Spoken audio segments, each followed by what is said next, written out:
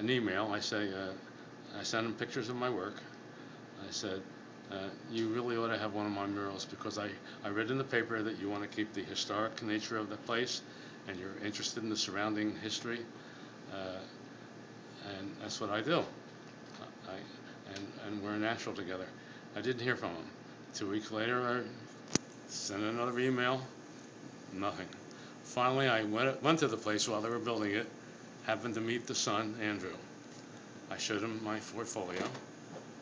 I said, "This is what I do, and I really think you ought to have one of my murals here." He said, "I love it, but I don't know if we can afford it." I said, "Don't worry about it. I'll make sure you can afford it." I gave him a price. Couldn't do it.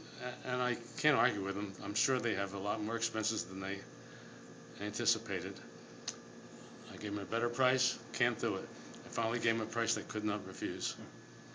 And I made a deal with him. I said, "Andrew, are you handy with woodwork?"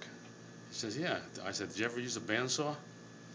He says, "Yeah, I cut meat in culinary school with a bandsaw." I said, "Would you like to help me with this mural?" "I'd love to," he says. I said, "Would you be willing to come and help me build this thing?"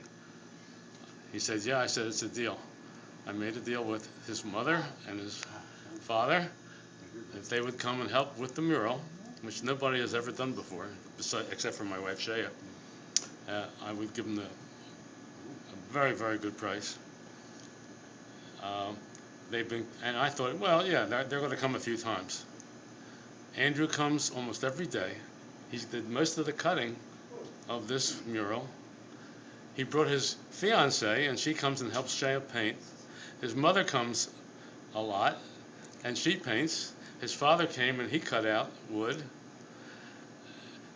Lauren brought her girlfriend. Luke And my brought his mother. friend. I've had to do nothing but sit back and look practically once I designed the thing.